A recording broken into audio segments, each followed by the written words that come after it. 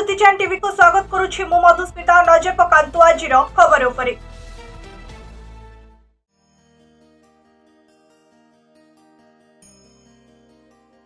Bhubaneswar kit किस अनुष्ठान तरफ शिक्षा समस्त आवश्यक आह्वान दे एक महिला पाथाटन मिनी माराथन आयोजन करा जायतिला। ए माराथन कार्यक्रम मुख्य अतिथि भाव में बाचस्पति सुरमा पाढ़ी, भुवनेश्वर मेयर सुलोचना दास, किट किस्र प्रतिष्ठाता डॉक्टर अच्युत सामंत, क्रीड़ा जगतर तारका अनुराधा विश्वाल, दौड़राणी दुती चांद एवं अन्य गण्यमान्य अतिथि उपस्थित रही एही गण दौड़े कृतित्व लाभ करिथिबा 10 जन प्रतियोगी को पुरस्कृत करथिले। ए गण दौड़ ओडिशार परंपरा को बजाय रखिबा उद्देश्य 2 वर्ष हेला अनुष्ठित हेउछि। समस्त प्रतियोगी साड़ी पिंधि दौड़े भाग नेथिले। एभली महत कार्य पई समस्त अतिथि डॉक्टर अच्युत सामंत को धन्यवाद अर्पण करथिले।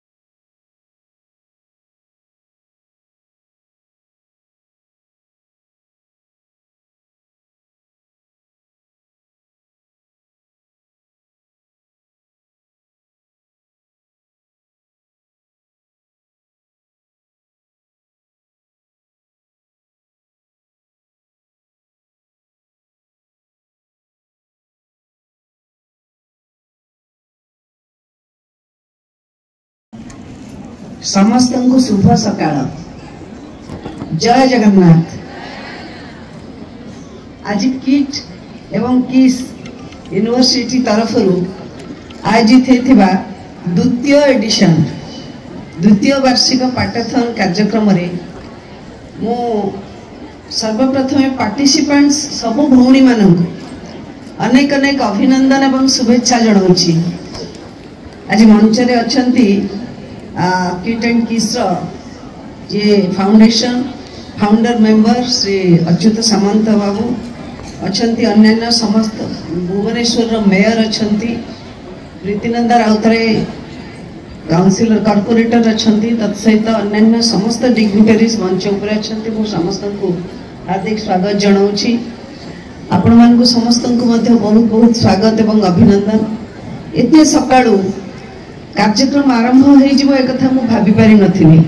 मु तळे सकाळू तळको आसिली कहली एते जोर रे जो कोहरा हेछि बोधे निश्चय कार्यक्रम टिके डेरी होबो, किंतु आपणकर ठीक समान समय रे आरंभ करछंती एवं खूब शीघ्र अपांक ठारू एक्सपीरियंस नौथिली जेबले स्टार्ट हला से स्टार्ट हवा परे अपा आसी पहुँचला बेलू आपण मैंने 3 किलोमीटर 4 किलोमीटर रास्ता कवर कर दे कि आराम से आसी पहुँच जाई पारछंती। जहाँ मत लगुच निश्चित भाव में आपण मैंने समस्ते डेली वर्कर्स क्लब मेंबर होते डेली वर्क करुवे इमा योगा कर स्पोर्टिवनेस केबे भी आसीबो नाही। जहाँ बहुत खुशी लगिला विशेषकर महिला माने कहीं ना कहीं महिला माने एभली एक बड़ कार्यक्रम माने एते भव्य कार्यक्रम रे आपण माने शामिल होइछंती। मु तो अच्युत बाबू को निश्चित भाव में धन्यवाद देबी। ता सहित या पछर जो मोटो रही आपण माने समस्ते एते संख्या रे आसी पहुंचंती एवं गोटे विशेष वार्ता दवा पई आपण मानकर उपस्थिति, किंतु से विशेष वार्ता माध्यम रे आउ अनेक कथा मध्ये आपण माने करि जाइछंती। जेमिति कि आजिर वार्ता थिला एजुकेशन फॉर ऑल। समस्त छात्र छात्री समस्त पिला माने पाठ पढ़िबा दरकार। वास्तविक समस्या को जदि आमे देखिबा हुए तो आमे सहरांचल रे थिबा लोक माने आमे अनुभव करि परिबा नाही, किंतु ग्रामांचल रे थिबा झियो मानकर पाठ पढ़िबारे अनेक असुविधा होछि एवं अधारु पाठ छाडुथिबा संख्या आस्ते आस्ते कमिलाणी, तथापि आज भी अधारु पाठ छाडुथिबा पिलांकर छात्रींकर संख्या रहिछि।